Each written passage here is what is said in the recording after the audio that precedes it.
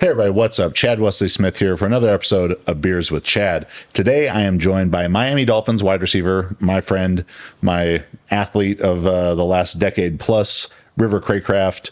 We talk about River's path from high school as a two-star recruit to being an All-Pac 12 wide receiver at Washington State to then an undrafted free agent, bouncing around the NFL, being cut 14 times, the struggles of NFL life on the bubble, to then finding a home with the Miami Dolphins, how Mike McDaniels has influenced his career, how his wide receivers coach Wes Welker has influenced his career, the high points, the low points, all that stuff. So enjoy this interview with River. You know, this is an experience that most of the NFL is living an experience more like what River's dealing with. It's not just the guys who are stars and making hundreds of millions of dollars. So I think he has a lot of great insights and a lot of great heart in this story. As always, Beers with Chad is brought to you by the Juggernaut AI app. You can use code BEERS at juggernautai.app to get fully customized powerlifting training that grows and adapts with you and your feedback. So save on your subscription by using code BEERS. Hope you enjoy the episode.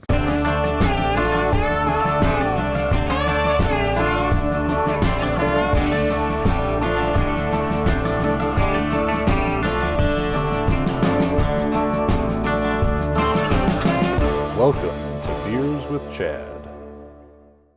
Riv, what's up, brother? What's up, dude? How you doing? Good. I haven't seen you in a couple of weeks. This is a little rare.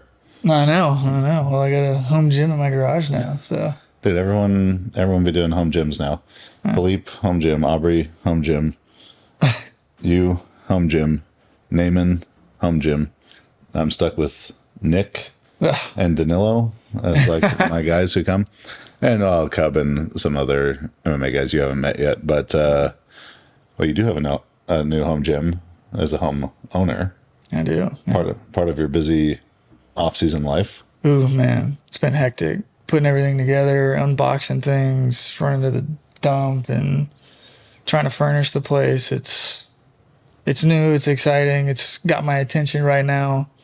About ready to leave for Miami. So, got to set that aside for a second and get back to reality with football and come back to it after. So what's typical day in the life NFL offseason for you? I'd say it's pretty relaxed. I mean, a lot of the guys that I know, they like to kind of like hit their training in the mornings. Some guys are early guys, some guys are not. I myself, like, I don't love training at the 6 a.m. stuff. You know, this is kind of my time to catch up on sleep throughout the off season. So I'll usually train like 8 a.m. or something like that. Usually I'll start with the lift, and then I'll go to the run depending on what the lift is, what the run is. Those kind of switch throughout the week. But usually my days training-wise, like on the field or in the weight room, are kind of like 8 to noon. And then after that, it's like recovery stuff. You got physical therapy if you got little bumps and bruises going on.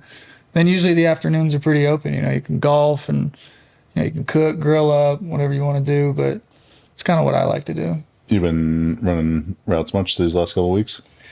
I haven't ran a ton the last couple of weeks because Tua was out here a few weeks ago, kind of like scheduled my training on the field around him being out here. And as I've gotten older in my career, I've kind of learned to, protect the body a little bit more. And, I don't always need to necessarily be running and cutting and trying to be as explosive as I can all the time. I kind of pick my moments in the off season. So when QB1's out here, yeah, we're gonna turn up. But when he's not out here, it's more spot catching. It's more coasting through routes, making sure your footwork's right. And your normal group out here, who are you throwing with? There's a whole bunch of guys out here. SoCal's kind of a hot spot for quarterbacks. I mean, the quarterbacks that have been out here lately, Zach Wilson's been out here, Jalen Hurts, Jacob Eason has been out here. So you get current guys, you get guys that are free agents, you get the whole thing. Jameis Winston was out there last week. So you kind of get a variety of guys, and I've kind of been able to work with a bunch of different guys, which has been awesome for learning. You get to learn their offenses, you get to learn how they like to run routes, and you get to catch footballs from elite quarterbacks. Is there guys who are more like secretive about what they do or their process, or? For sure. Yeah. No, everybody's different. I think like running with your own quarterback is very different than anyone else, but because you guys are naturally on the same page with the offense. But, when you throw with other guys, not to call it any names, but like sometimes when you throw with guys, they'll kind of be a little bit more reserved. Like they kind of like to do it maybe from a receiver perspective. I like to adjust to the quarterback. Sometimes they like to adjust to the receiver. So, I'll be very specific about, hey, how do you guys want to run this route? You guys want to start on the outside edge of the numbers, the inside edge? Is it your third outside step? Is it going off yards? Is it depth? What is it? And sometimes they're kind of just like, 8 to 10 yards, break in, and I'll hit you. And then other guys are kind of like, all right, it's your third outside step. I want you to come in at this angle. And they're way more specific, which is kind of what I like, but got to be able to balance both and, kind of just adapt on the fly to what the quarterback needs. So a lot of that's got to be about this quarterback wide receiver relationship. Like going into the Super Bowl, talking to guys at the 49ers and stuff, and they're saying how hard it was, and hearing people on TV talk about it too, how hard it is for teams to prepare for Travis Kelce, because it's sort of like a lot more freelancing, a lot more like Mahomes knows where he's gonna end up, and he knows where he's gonna end up, but how he gets there is a little bit, for sure, TBD. You've played with a bunch of different quarterbacks now, but specifically with Tua and you and Tyreek and Waddle, you guys have one of the top wide receiver duos. Like how do you go about building that kind of chemistry with the quarterback? Got to get in where you fit in, man. I mean, with my situation, having guys like Tyreek and Jalen, you got to find a way on the field, right? So I'm very different in what I bring to the table than those guys. So developing a relationship with the quarterback is kind of priority number one for me. So, you want to be able to earn that trust. And a guy who's in my position, you get limited snaps, you get limited opportunities compared to most of the other guys. So you really have to be dialed in on the steps, the footwork, the angles. And at the end of the day, you got to catch the ball. You know what I mean? Like when the ball is thrown to you, you got to come down with it. You drop one ball and it's different than Tyreek dropping a ball. You know what I mean? It kind of goes across the board, across the league. Like, yeah, you have a very small margin of error. Yeah, and not only from a coaching perspective of, maybe we don't trust this guy as much, but from a general relationship perspective, and that chemistry that you're looking for. For me, like when Tua throws me the ball, I'm going to do everything I can to make sure I catch it first. So that's always, it's very simple, it's very basic, but it's a great way to start the relationship is just when the ball is thrown to you, make the play. That's it. End of story. And then you can get the footwork, you can get the details down later, but when a quarterback throws it to you and you catch it, whether it's a good ball or a bad ball, that's going to build the trust that then you can develop your relationship. You can develop the route concepts and the timing and being in sync with one another. And you talk about Travis Kelce and how he freelances stuff. That's his game. That's what makes him great. And ultimately, that's what you want out of the dynamic, the quarterback receiver dynamic. So something I had in high school, something I had in college, something I'm still working on to get in the NFL. So you just need ops. And then that goes, I would think, too, to the relationship beyond the field. Like you and Tua are good friends. We all played golf together. Yeah. Tua, super nice guy, very average golfer, but yeah, very nice guy. That how does that all go into it too? It just takes effort. Yeah. I mean, like, have you ever had a quarterback where you're like, I don't get along with this guy, or see maybe with other people, like guys who aren't friends off the field at all, but then have this great chemistry on the field? Not necessarily. I mean, I may have had a couple guys that like, I didn't necessarily see eye to eye with, or they didn't really respect what I was doing, or I didn't respect what they were doing, but it hasn't really been the case in Miami. Like Tua and I are great friends off the field, and I think it really starts with just being a good person, and I think that's what made Tua and I kind of gravitate towards each other. Is right when I got to Miami, I actually reached out to Tua before I got there, before I met him, kind of like through text. I got his number, sent him a text, just said, excited to be here or whatever. And he reached back and he was real friendly through his text. The week I got there, he invited me and my dad over to his house, and we kind of hung out with his family and kind of kicked it off from there. And, when somebody opens up their door to their home and brings you in, and not only you, but your dad, I think it's just kind of just let you know what kind of person they are. And so right off the bat, I was like, man, this guy Tua is a great dude. He opened up his home to my family.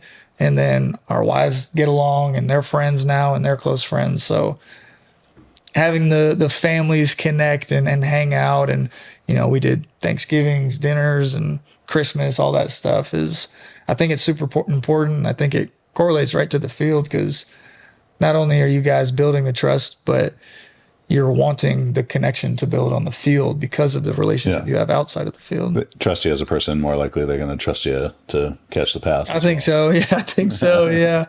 So you and I have known each other, I think, for 11 years now, right? You graduated high school 2013? Yeah.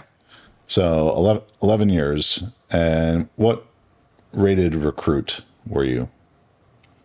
I don't even know if I was. Two stars, maybe? I think something like that, yeah. But coming from a very powerful high school program. Yeah, that's where I got my stars. Yeah. It was the school. It wasn't the players. It was the school. Like, oh, this guy's team's so good. Let's throw him. He must be all right. Yeah, let's throw him a star, too. So let's call it a 2-star out of Santa Margarita High School here in Orange County, state champions, number 1 in the country preseason for your senior year. At that time, if you were trying to think 10 years, 11 years into the future, did you really think you were going to be an NFL player? I always wanted to. I actually grew up wanting to be a baseball player, but I always kind of had like professional athlete on my mind. I never really knew how it would go. I've kind of always focused on like the moment that I'm in, and I've never really focused on the future, which has kind of backfired a little bit. But, going through high school, just, opportunities for college, I never really thought about, I never dreamed of being a college football player. I knew it was like a part of the process, but, I didn't sit there and fantasize about which college I was going to go to and how it was going to play out. And was I going to be a starter? Was I going to be a backup? Like all the things that I think most guys do actually think about. I never really thought about it. And once I got to college, it was kind of the same thing with the NFL. Like I was playing college, and then NFL didn't really become it was always an interest, but it didn't really become relevant until my senior year. I blew my knee out. My season was over. And then I thought about, okay, well, what's next? So, I got to get ready for the NFL. So that was kind of the first time I actually really thought about what I had to do to get to the NFL. I always knew that I wanted to be there, but I didn't necessarily maybe take the proper steps, I would say. Yeah. So is that what you mean when you say focusing on the present rather than the future sometimes was a mistake? I think so. I think it's good and bad, because it's good to be in the present. It's good to focus on what you're doing now. I mean, people say it all the time, and I do believe that it is important, but not thinking about, as far as like a high school player, not thinking about recruitment and stuff. I think that's not good. I think those are things you need to think about, and you need to think about what's important and in your future, and whether it's, going to a Stanford or a Washington State, with academics, like it's something that you need to think about, and I didn't. So that's probably something I would redo if I could do it again. Did you feel like your confidence to become a future NFL player got shaken when you got hawked by your 350-pound strength coach? No, not at all. All right. So to clarify for the people at home, so I was Riv's strength coach, getting ready to go from high school off to Washington State, and we had maybe like you and a dozen other guys, a lot of your high school teammates, so guys going to Washington State, Colorado. Who else is in this group? I mean, Northern Colorado, but then Boise State, Cal, Utah. We had a good crew. Yeah, good crew. Yeah. And we were playing this game one day, this little conditioning game. It was like rugby, but we play with a medicine ball and two-hand touch, not tackle. But, having the little extra demand of the conditioning with carrying around the medicine ball. And we must have had odd numbers. So your boy had to hop in and barefoot, 350-pound professional strongman. I mean, maybe I had an angle on you, but... Hey, just for the record, did I in fact catch you? I'll give you your flowers. You caught me. Yeah. You hawked me. It was bad. You've never let me live it down. No. But And I never will. So look forward to that. hey, I'll give it to you. You got me. Yeah. I mean, it's going to be like your kid's high school graduation. I'm going to be there giving a speech for some reason and be like, back in the day. now I know what this is about, your high school graduation, but do you remember at the time? Yeah. So I just wanted to get that on the record there to make sure everyone knew that, yes, I did have the ability to catch a NFL wide receiver in a foot race. So if any teams are really desperate, really, really desperate, I'm probably not your guy. But so you go and have a very successful career at Washington State, playing for the legendary, infamous, maybe, Mike Leach. And as you mentioned as well, torn ACL senior year. So as that comes to the draft, really, hurts your draft prospects. Do you think without the torn ACL, you get drafted? I don't know. I mean, maybe. I think maybe just based on the numbers that I had. Yeah, as you were two-time all Pac-12. Yeah.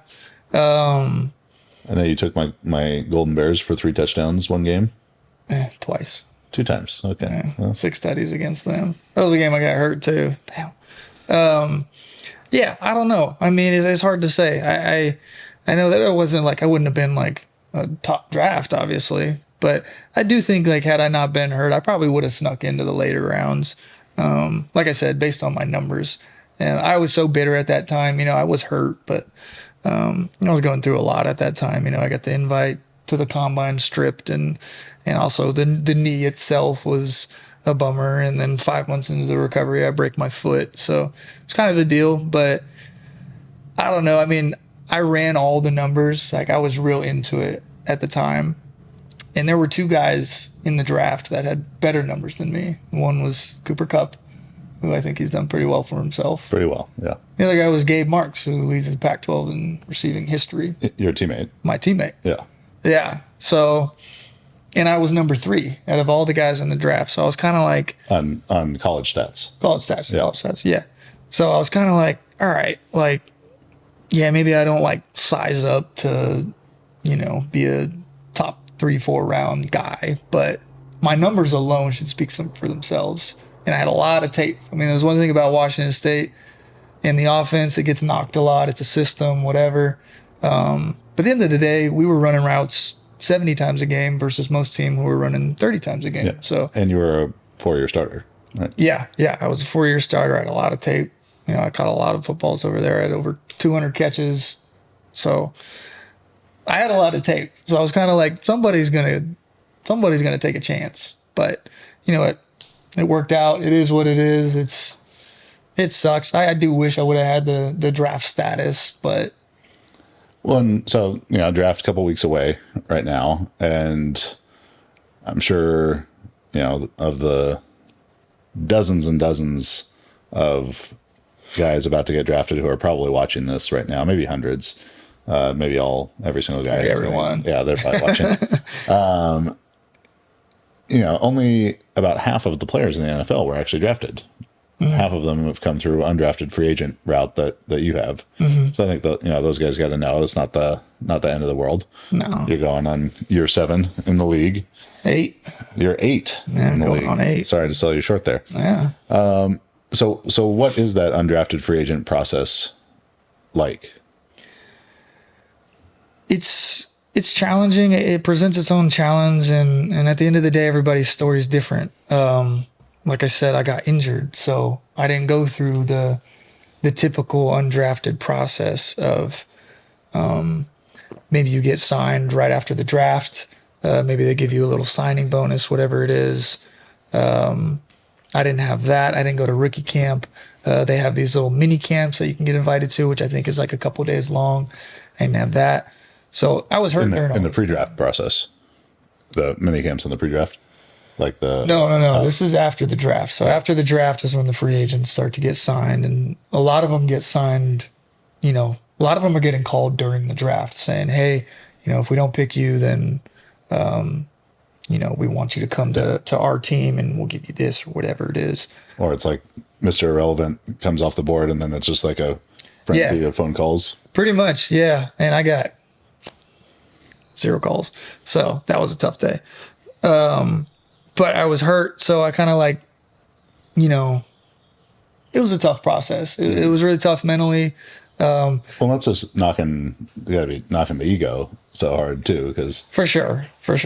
Because I think fans forget that a lot of times. It's like even guys who are low on the depth chart or scraping to make a team on the bubble, making teams. That guy was probably the best or one of the best players on his college football team. Oh, for sure. He was probably the best player on his high school team. Yeah. He was likely the best player ever at his high school. Yeah, no doubt. I mean, the talent level is crazy, and I've been surrounded by it for so long that you can kind of see early on now, from my perspective, the guys who will kind of last, right? Like the guys where you're like, oh, this guy was a superstar in college, but I can see through year 1 that he might last 2 years. You know what I mean? Like, because it's like such a hit to their ego to have to like take that back seat. Yeah, it's tough. Yeah, and for me, like my own journey, I was 95% in the slot in college. I mean, I was never outside unless there was a weird motion. I mean, I played way too many snaps to have 95% in the slot. I was only in the slot. So coming to the NFL, I'm thinking, okay, I kind of do fit the mold of the guys who have paved the way. They're white guys, but Wes Welker, Julian Edelman, Danny Amendola, like these guys have paved the way for guys like me, right? Wayne Corbett, throwback. Don Beebe. Ooh, Beebe. How about Chad Beebe? Is that a son? Nah, he's about my age. That might be Don Beebe's son then. I think it is. Yeah. I think it is. But these guys have like paved the way. So coming into the NFL, I was kind of like, okay, like most teams should look at me in a light of this is a potential slot guy, right? And then I kind of quickly found out that it's not really the way it works. And it really depends on the offense you're in. But I found myself on the outside playing outside receiver, which I always thought was kind of a big, fast guy. And then I kind of thought like your savvy technical guy was in the slot, which is what I did my whole career. And I got to the NFL and they were like, no, you're outside. I'm like, well, how am I going to? I was like, this is a completely different game out here. And I was like, I haven't been doing this for 8 years. I've been doing the other stuff. And I've had to learn. I've had to adapt and learn how to run routes that I'm not the most comfortable with, like go balls. I mean, it's not a specialty. I'm not a super fast receiver. So I'm like, all right, I got to figure out how to do this because this is my only way on the field. You know what I mean? So it's been challenging, but it has been fun.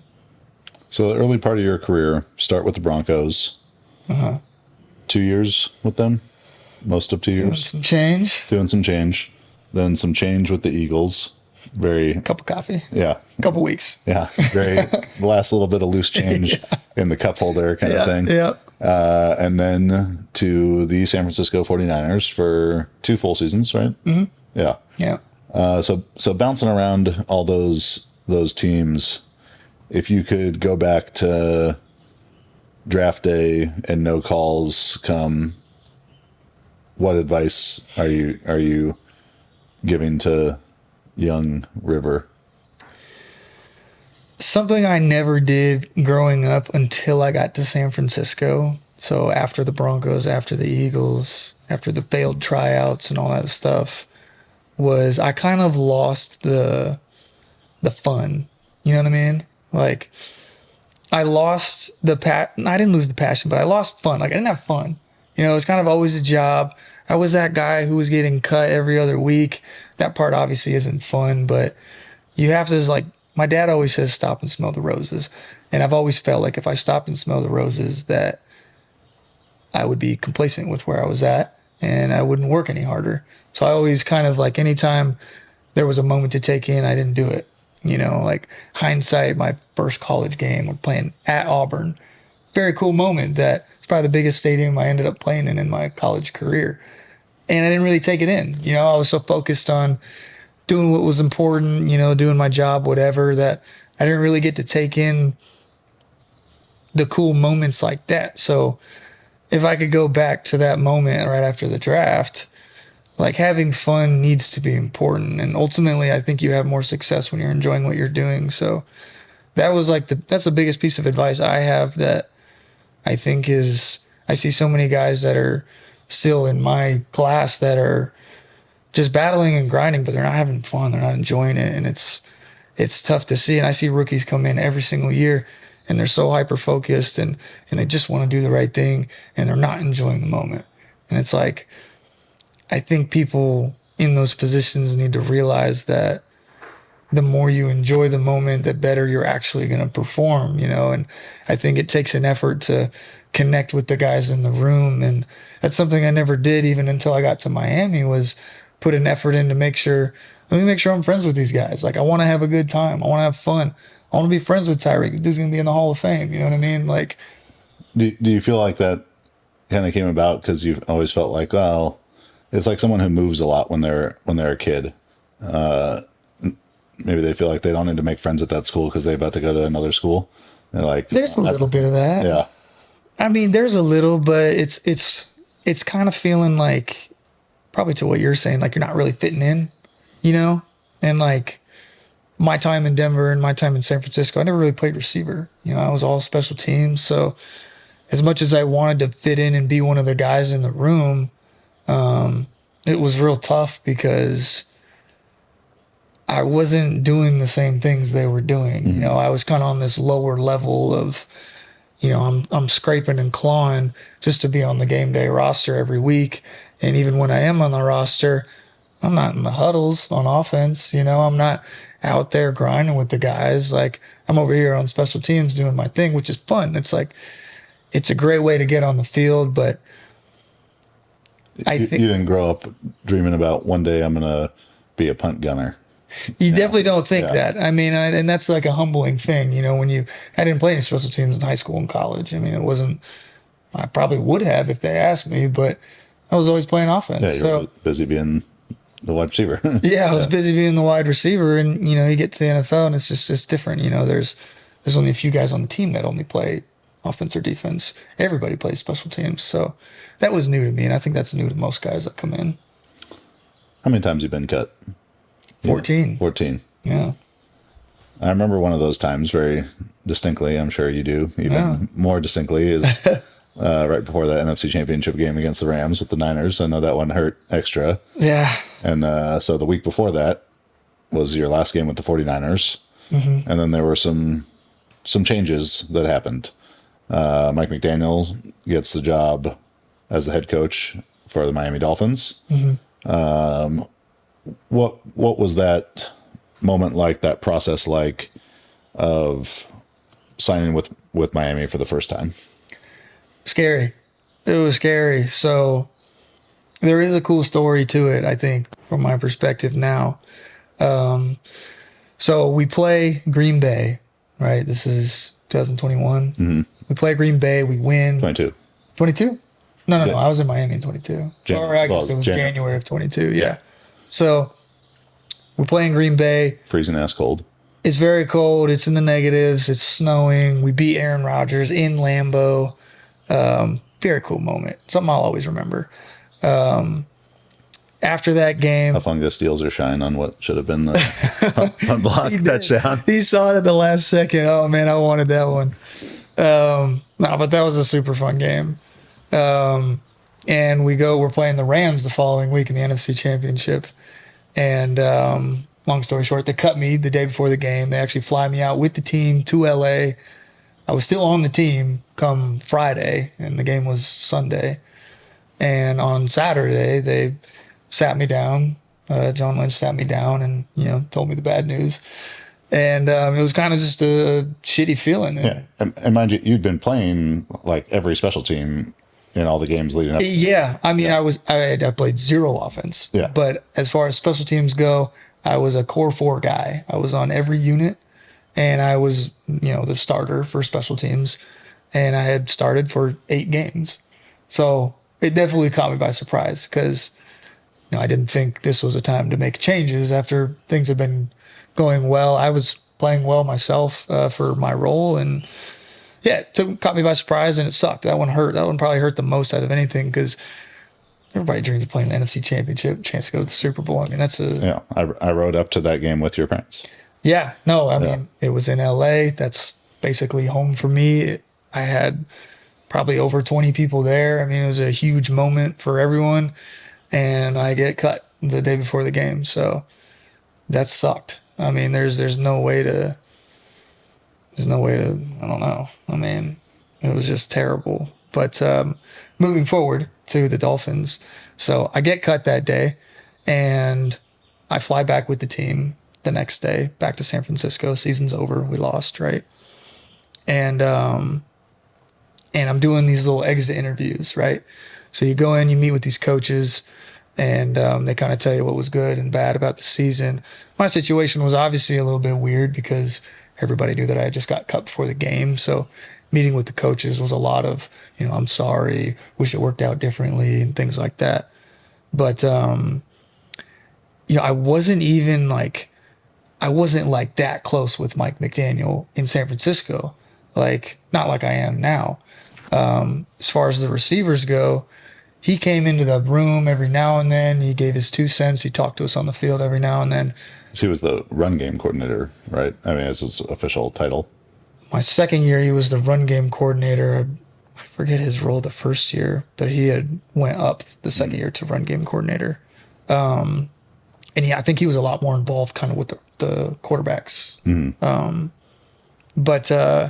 But yeah, so I kind of was doing my due diligence. I stopped by Wes Welker's office and stopped by Shanahan, stopped by John Lynch, stopped by all those guys. Everybody said, oh, it was kind of just the way it worked out. We want you back next year. We're going to sign you to a futures deal. So this is where things get complicated because a futures deal is basically an invite to spring camp, right? Yeah. OTAs.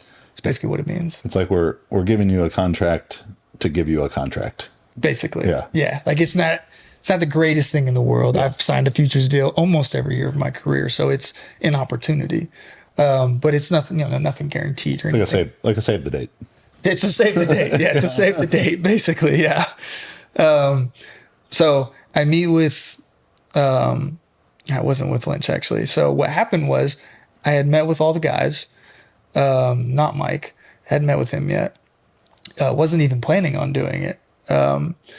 And somebody comes down and grabs me from the bottom level of the facility, brings me upstairs where all the coaches' offices are.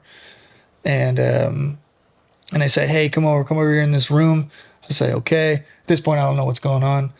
I'm already technically off the team because they had cut me 2 days prior. But they bring me up. They say, hey, this is your futures contract. We need you to sign this.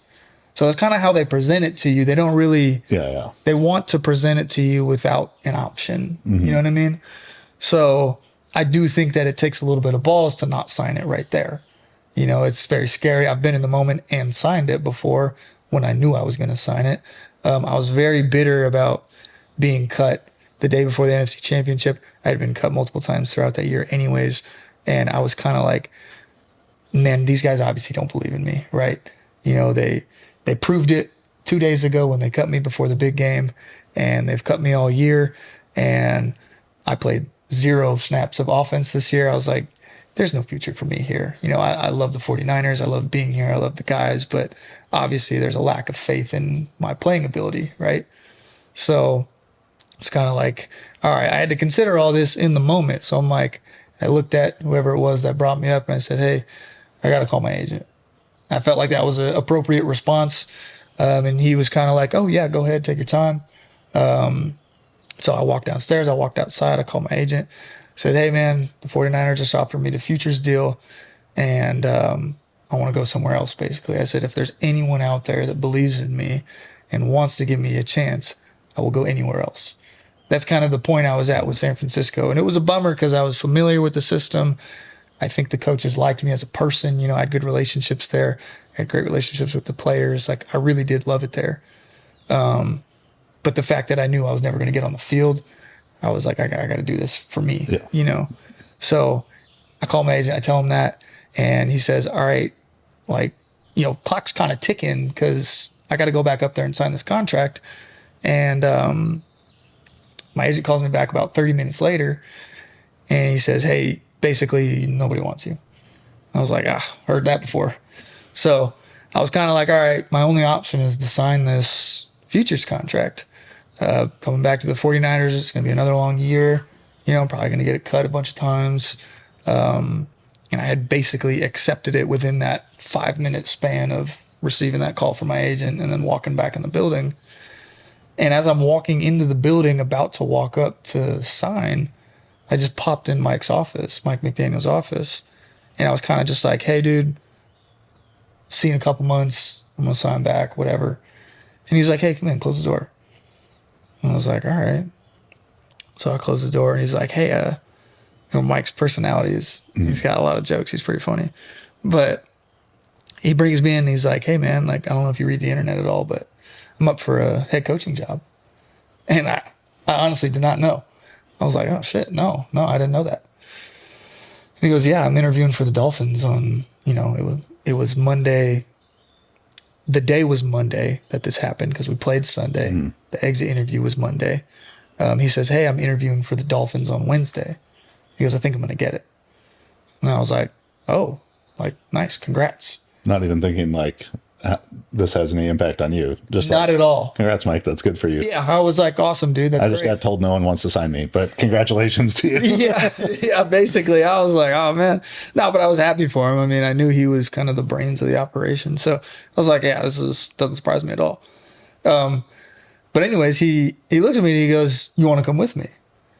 And I was like, shit, there's my opportunity right there. I told him right away. I said, absolutely. I said, I didn't even know you believed in me like that. He said, I've been watching you in practice. He said, I see you studying the tape. I see you doing it on practice field. He goes, you haven't gotten the ops in the game, but he goes, I want you to come over to Miami. And I was like, shoot, man. Like, in my head, I'm thinking, you don't even have the job yet. Like, so I got very real with him. I told him my situation. He didn't know much about contracts and futures deals and what that meant or anything. So basically, when you sign the futures deal, that does lock you in at least for that team. So you can't sign a futures deal and then Mike goes to Miami and then you can sign over there. It's not how it works, So what I told Mike was, I said, hey, man, I said, hey, look, here's the deal. They just offered me a futures deal here in San Fran, and I was actually on my way to go sign it when I popped in here. And I told him the situation with my agent and how no teams wanted me, blah, blah.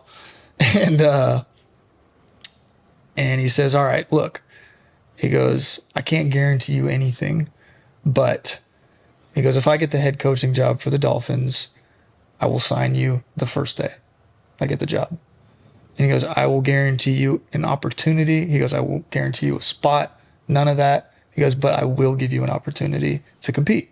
And I was like, shoot, man, that's all I want. Because I kind of felt like in San Fran that, those opportunities were not, I just felt like a body. Yeah. Yeah, you just kind of get pegged as like, okay, this is a practice squad guy. And yeah, it's like, all right, this guy's going to work hard for us. He's going to show up every day. He's not going to have any issues. It's like you got friend zoned. Yeah, I basically got friend zone there. Yeah. Like no amount of glow up is getting you out of the friend zone with this girl or with this team. Yeah, I really don't know that any type of elevated play would have helped my case in San Fran at the time. I think they had kind of pegged me as this guy who would never play receiver for him, but they liked having me around. I mean, I think I'm a good person, and I connect with the guys. Everyone I know there loved you. So. Yeah, I mean, I loved it there. I really did.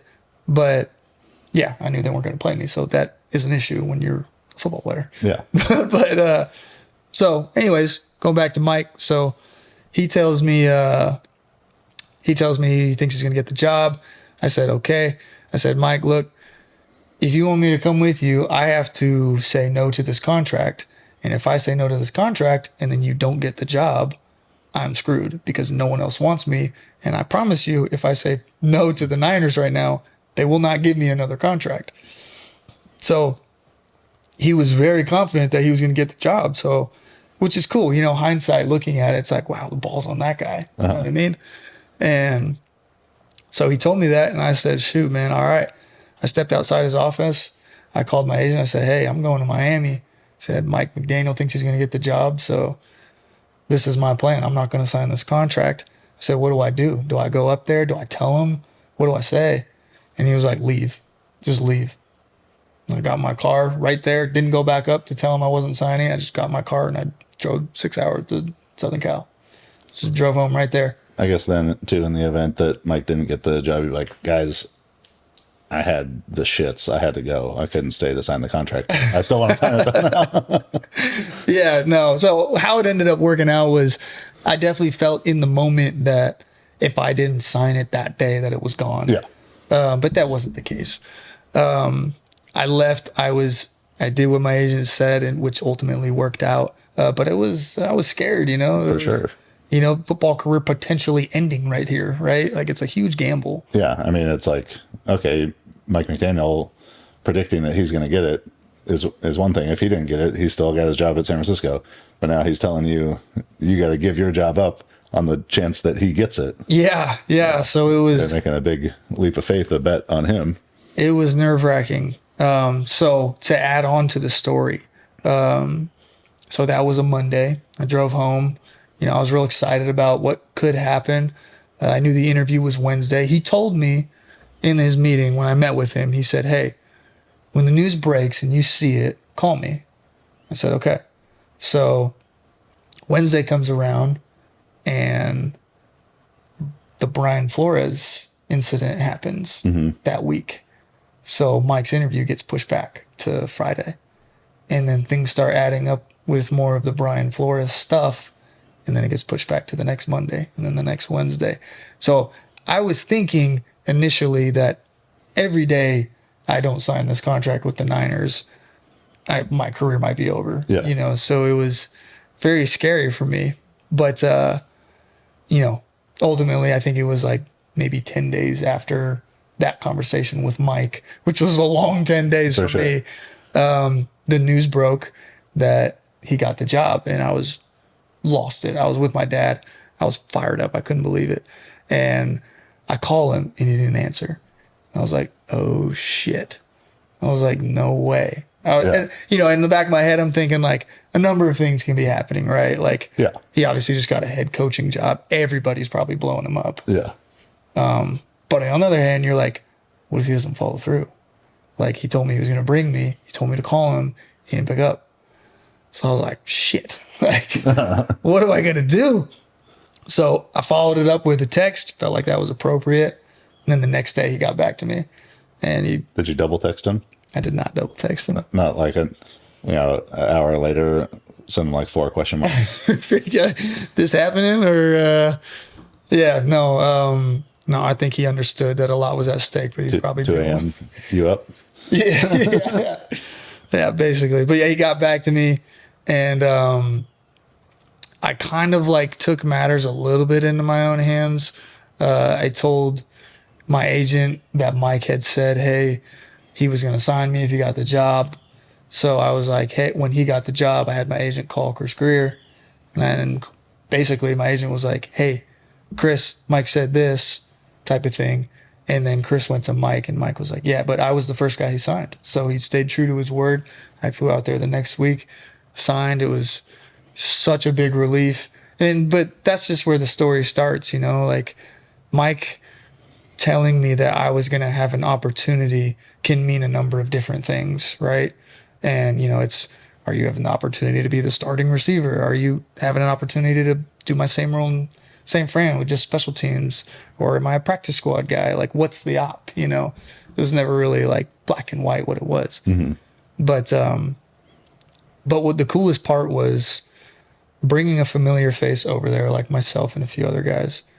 But in the receiver room, bringing myself over there, I was ahead of the game because I had been in the offense for 3 years. And you get to like step into kind of a leadership role. You do. Yeah, you do. And it's cool, and, you sign guys like Tyreek and Jalen Waddle's already there and the whole receiver room is different now. Like Tyreek, let me show you how this one's done here. Yeah, exactly. What you're going to want to do is you run faster than everyone. And you just do whatever you want then.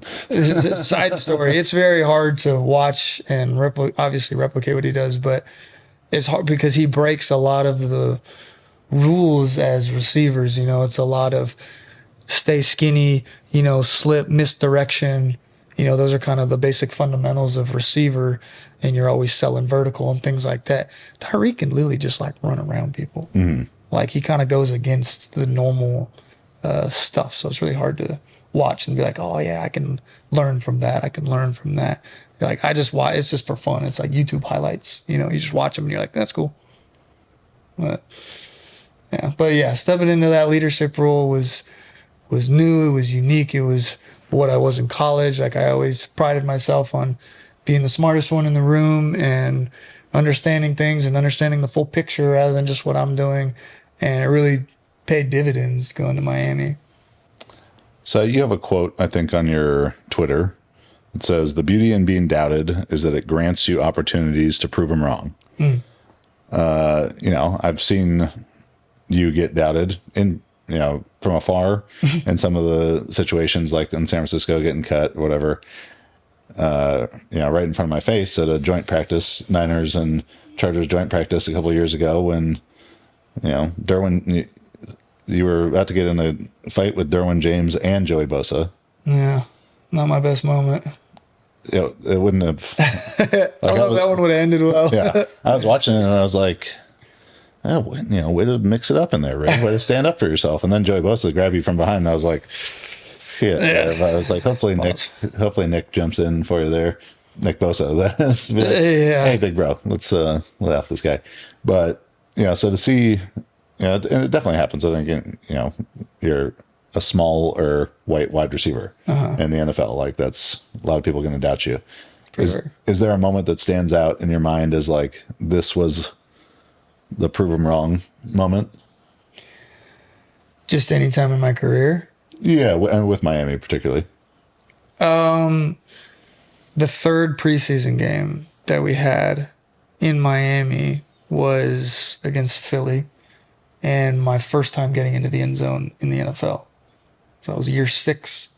I had not been in the end zone, not in the preseason, not in the regular season, nothing.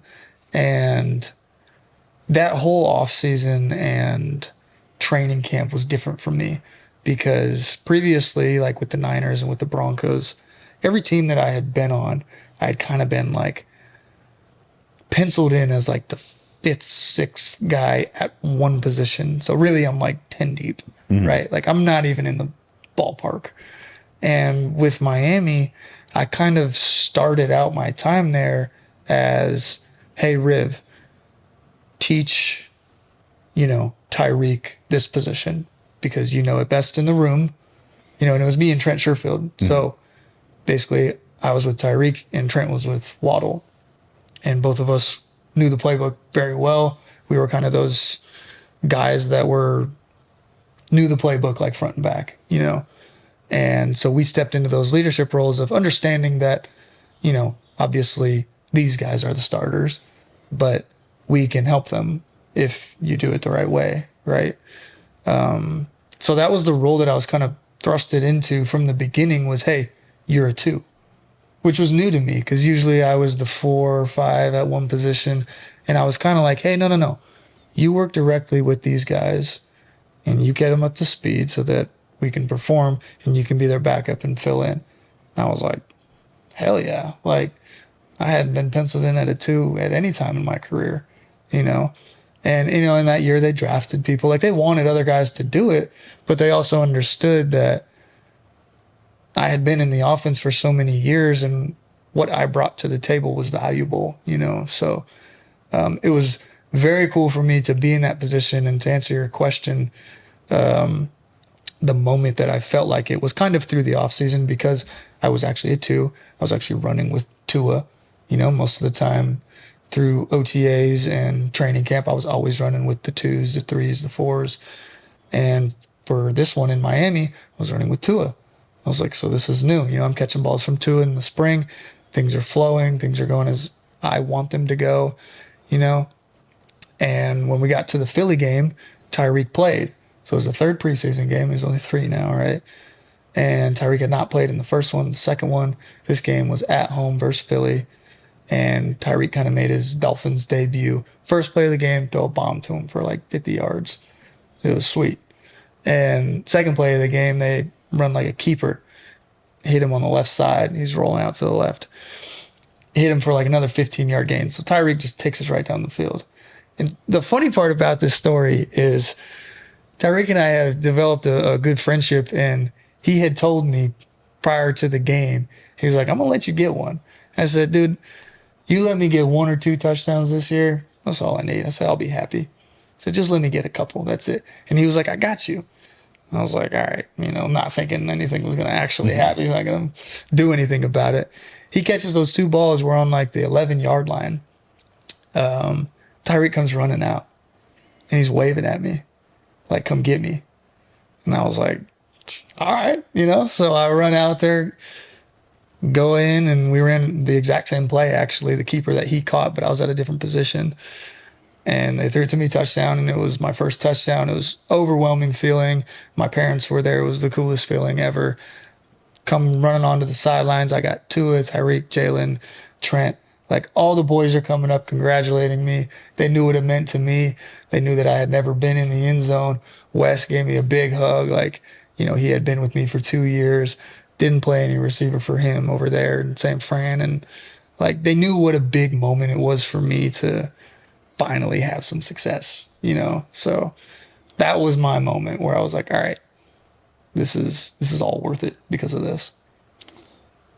So my moment for you, well, the one I was hoping you were going to say, but was your first touchdown in the regular season. Oh, so yeah, go ahead. So against the Ravens, week 2 or 3. 2. And you guys are down 21. Yeah. Right. So Nick, like River's best friend, best man, and I are friends as well. So we're at Wild Goose watching the game. Yeah. And, we're like, oh, shit, Riv's in. And then you score a touchdown, and we're losing our minds. Yeah. I'm buying Class A Azul shots, anyone who wants it. And that ends up sparking the comeback, and you guys come back from down 21 to win the game. Yeah.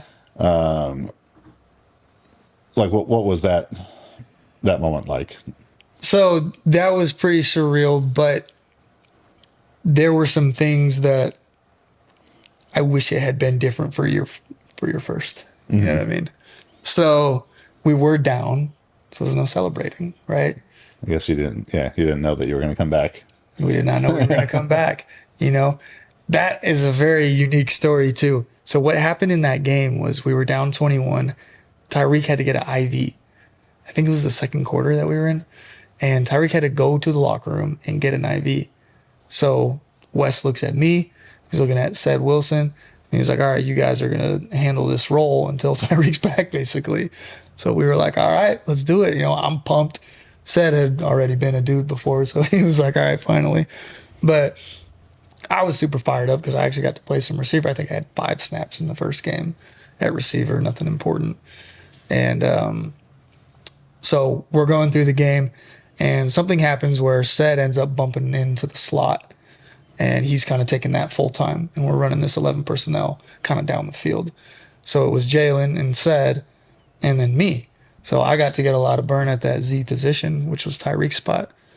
And the story that I was told was that we marched down, and we're on actually it was a 1-yard touchdown. So we were on the 1-yard line, and Tyreek comes running out, forgets his helmet in the locker room. So he forgets his helmet in the locker room. So he's just sitting there ready to go in, but he doesn't have a helmet. So they go running in to get the helmet while Tyreek's sitting there. And that's when I scored my touchdown. So had Tyreek not forgot his helmet, I would have immediately came out, obviously. And I would have got that touchdown, and I wouldn't have been a part of that cool game. So that was cool. But we were in Baltimore, right? And my parents, they travel to every game. They don't miss games. It's so cool.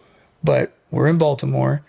And so before the game, a few days before, I called my parents. I said, hey, look, guys, you came to the first game of the season versus the Patriots. I played 5 snaps. I said, I don't think I'm going to play a lot in this game, so don't feel like you need to come to Baltimore. I actually told them not to come.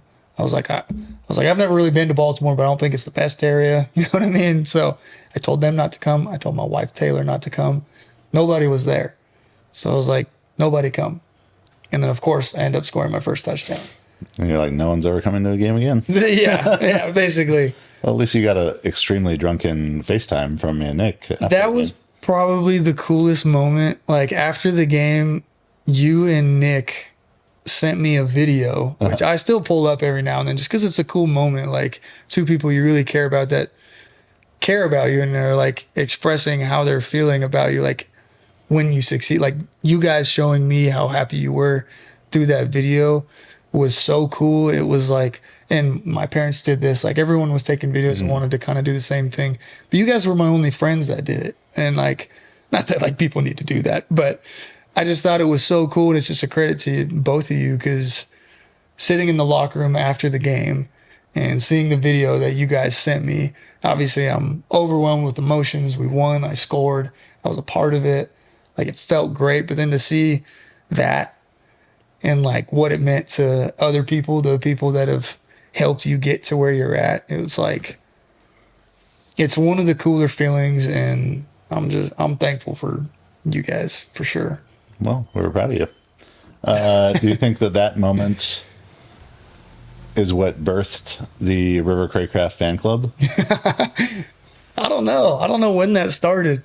That dude is hilarious, though. So, River Cracraft fan club is a Twitter account that my guess is started with some level of irony. For sure. Yeah.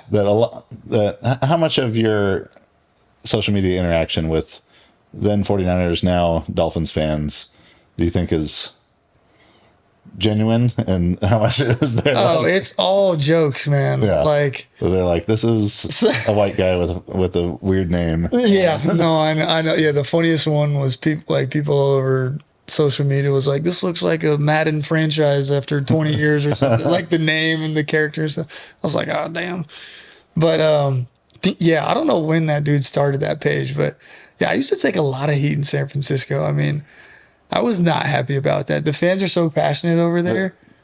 49ers Twitter and Instagram and stuff is terrible. Like, It's I love the brutal, 49ers, but their fans on the internet are the worst. Dude, they just look for things to hate. It's like, man, Yeah. They're like so negative all the time. Like, let's have some faith. You know, I didn't understand. I mean, it's not all of them, but there are select few that they basically just bash on the team. Like, they bash on the players, they bash on the coaches, and they're just constant negative. And I'm like, how are y'all working with the team? Like, I don't understand why. Yeah. Okay. So River Cracraft fan club is all positivity. Yeah, for sure. Yeah. My only gripe with him is he's so active that if I'm actually trying to find real news about you on Twitter, like after a preseason game or something, it's so hard to, because it's every one of, I search River Cracraft, and every tweet that he has, 200 tweets he's made that day have come up. And some of them are about you, but not exclusively. Have you met that guy? I have met him. He came to a game last year, and he was wearing my jersey. Like, I do think it started as jokes, and like, I used to get all the time in San Francisco, like the 49ers legend. 49ers legend, yeah. You always make fun of me for it. And I hate it. I'm like, oh, man, like, this is so annoying. I used to get it in Philly too. I was there for 2 weeks, and they're like, Eagles legend. I'm like, man. But that guy, he came to the game, and I met him, and he was wearing my jersey, and I've only seen like probably 3 or 4 people with my actual jersey on in a stadium. It's a cool feeling, right? Like, people you don't know wearing your jersey. Non-family members. Yeah. And you're like, hey, let me sign that for you. Like, when Nick and I were flying up to Dolphins Niners, and there was a guy with an 85 jersey on in the Orange County airport, which I don't know if it was because it was Orange County. I thought that there was more chance that it was yours, but it didn't cross my mind that it was anything but a River Cracraft jersey. But it was like a throwback jersey, No way. For not a River Cracraft jersey, but it was like a duper jersy. Yeah, it was a duper. Oh, okay. Yeah, those are pretty popular. I saw the guy, I was like, sick Cracraft jersey, and he's like, it's a duper, but yeah, go River. Yeah, duper. What a guy. So do you give like the River Cracraft fan club guy like a lock of your hair or anything? No. So I met him at the stadium, and they're like in the stadium, and I had him come down to like the railing, And I was like, let me get the jersey. Let me sign it for you. So I signed the jersey, and I gave it back to him. And I was like, hey, I don't know if you're making this account as a joke or anything, but the fact that you're here, you have a jersey on, and whether it's jokes or not, you write all positive things about me. And the reality of the social media negativity world is it does play a factor sometimes. Like sometimes you go down the rabbit holes and you read these things and you're like, man, fuck these people. Like, you're like, man, they don't even know me. Like, they don't know what I've been through or anything. They're just bashing on me for no reason. But this guy's out here like talking about, the work I'm doing. He's reposting videos. He's finding clips of me in games, like not even getting the ball, just doing good things. And he's putting it out in the world. Like it's positive things. And like, whether it's jokes or not, this is what I told him. I said, dude, like, thank you. Like there's not a lot of people that write positive things out there. And I said, whether you're joking or not, like I really do appreciate it, because there's so much negativity. And especially in my career, especially in San Francisco, there was a lot of negativity on the internet. And I was like, just to have somebody writing good things about me, it makes me feel good. Like, I appreciate you. And I think he was super grateful to hear that. I think his response made me feel like it was real. Like, I think it is. The RCFC, I think, is adding new members daily. And that I do see a lot of Dolphins fans like legitimately understand what you bring to the team there. Yeah. That if it's a tough third down catch, you're going to make it. Maybe you're not going to, juke five guys after it like Tyreek and score a touchdown, but you're going to make the play that you need to make. You're their best blocking wide receiver, pound for pound, best blocking wide receiver in the NFL. I'll say it. You heard it here first. I'm not quite in that. All right, you heard it here first. But yeah, I do think it's genuine, and they got a lot of love for you. I think so for sure. And I signed his jersey, and then after the game, he tweeted. He said bittersweet moment because he can no longer wear the jersey. So I sent him a jersey so he could wear. I think he came to another game, but. Well, I'm definitely expecting that he retweets this podcast. So. Oh yeah, for sure. Just tag him in it. I'm sure he'll retweet it. Yeah. All right. So wrapping up here, your favorite wide receiver, current or ever, to watch for you to learn from? I think Wes Welker is a pretty obvious answer there. I mean, every kid that looked like me growing up was watching Wes Welker, and then they were watching Julian Edelman. Like those are the two guys that everybody wants to be like, right? I think Wes was kind of, he wasn't the first, but like, at least for when I was growing up, that's when he was huge, right? Like, to me, he changed the game. Like, the way he ran his routes and everything. What's kind of funny is watching him growing up, I always thought he ran his routes a certain way. And it wasn't until I started playing for him that I realized that it was actually completely different. So I tried to emulate his game in high school and college. I mean, like, you try to find guys that you think are similar athletes to yourself, right? And him, he played for Texas Tech for Mike Leach. You're at Washington State with Mike Leach. Yeah, that helps. Same system. I actually watched a lot of his tape, him and Amendola at like his Tech tape that some of the coaches out there would give me when I was at Washington State, just because we actually played different positions in college, but but it was the same kind of deal. But watching Wes was probably the biggest influence, I'd say, just because I think looking at Wes, I think most people would agree upon this, even if you don't think he's the best player ever. Like, he gave hope to the less athletic guys, really. You know what I mean? What's interesting about Wes is you watch him play, and people who are familiar with combine times, 20-yard shuttle and 3-cone drill, you'd watch Wes Welker play football and think, this guy probably ran a 3.8 shuttle and a 6.6 3-cone drill because he's so quick. He plays so quick. He actually had really bad times in both of those, like a 4.6 shuttle. I mean, to the point where I was like, he had to have slipped. It was like a 4.56 shuttle and a 7.3 cone drill.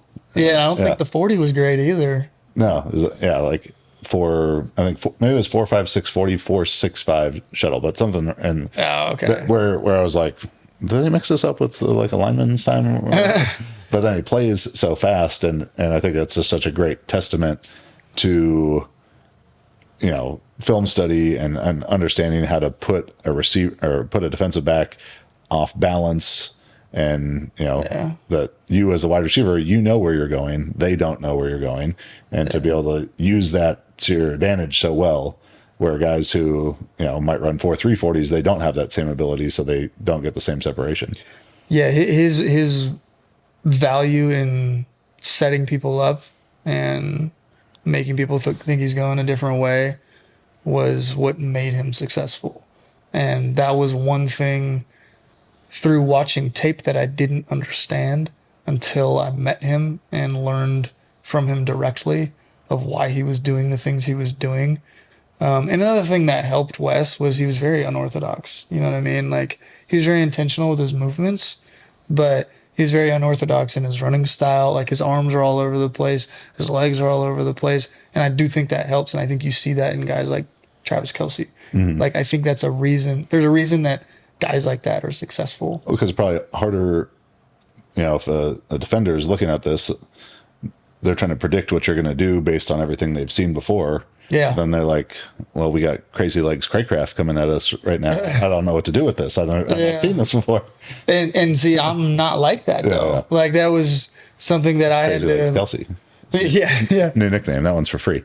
Yeah. I had to learn that, though. Yeah. It was funny. Edelman told me, I was training with him a few years ago, and I was on the field training, like running routes, and I was basically trying to run just like him, mm-hmm. right?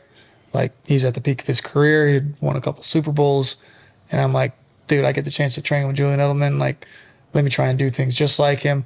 I studied his tape. I already tried to do things outside of training with him, and I'm training with him, and he stops and he looks at me, and he's like, quit trying to fucking be like me, bro. And I was kind of like taken back. I was like, oh man, like, what's he talking about, And then he explained himself. He's like, look, he's like, I learned from Wes. He goes, I'm a taller Wes. He goes, I can move a little bit like Wes, but I'm not the same player as him. He goes, you don't move like me. You move very differently. He goes, you have to create your own self, basically. He's like, you can't look at me and try to do the things I do, not because you can't, but because you're built differently. You're taller than me. You're like whatever. So he was a little bit like shorter and stockier, and like I'm a little bit taller and skinnier, and like we just don't run the same, you know what I mean? So that was like probably the best piece of advice that I got, like training with people, where I was like, oh man, like one of my idols just came up to me and hit me with some real shit. You know what I mean? So I was always appreciated that. But from then on, I always tried to like be myself. That's why I say when I watch Tyreek, like it's cool to pick things from them, but don't try to be like Tyreek. I mean, that's the obvious. Like, I'm a completely different receiver than him. I can still be successful, but like, don't try to run like him. Don't try to jump like him. Like, you got to do it in a different way. You got to find out what works for you. Well, Riv, 2024, year 8 in the NFL. Yeah. Very proud of you, man. Thanks, dude. Excited. I'm actually got to make it out to Miami this year. Yeah, you got to come out for sure. Yeah. Got All to. right. Play golf with my buddy, too, again. There you go. Appreciate you, dude. All right. Fins up, brother. Fins up.